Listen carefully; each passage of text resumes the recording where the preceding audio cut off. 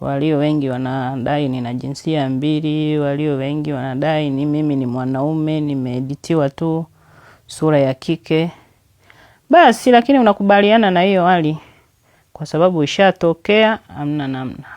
Mimi najisikia kawaida kwa sababu mtu anaweza kaongea kitu ambacho labda akijui. Ila yeye ameamua kukomenti kulingana na alivyokuona. Kwa sababu hata ukienda sehemu, yani sehemu ambayo wewe ni mgeni, unaona kwamba watu wanashangaa. Japo hawakuambii lakini wanashangaa. Ratiba yangu ya hizi ndevu ni ya kawaida tu. Japo walio wengi huwa wanapiga simu, wanauliza napaka mafuta gani, nazitunzaje ndevu mpaka kufikia hatua hii. Ratiba yangu ni ya kawaida sana tu. Ndevu zangu naziosha, napaka mafuta, hivyo sina mambo mengi. Ilianza nikiwa na umri wa miaka 16. Moja ikawa inaota, inapotea, inaota, inapotea, mwisho wa siku zikaenda zinaongezeka. Lakini baada ya hapo nikawa nimepewa dawa. Nikawa ninapaka ila hazikuisha. Zikaendelea kuota. Basi ikafika hatua mpaka nikaachana nazo.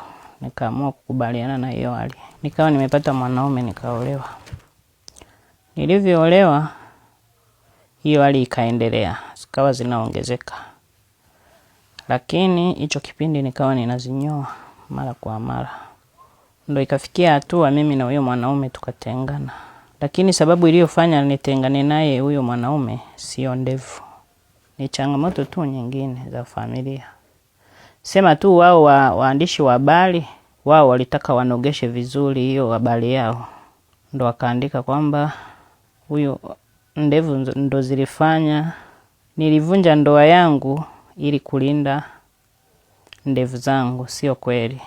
Kwenye familia yetu hii hali ipo.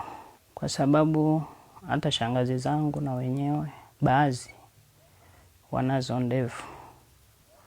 Na mdogo wangu pia na mwenyewe anazo ndevu. Kwa hiyo ni hali ya familia.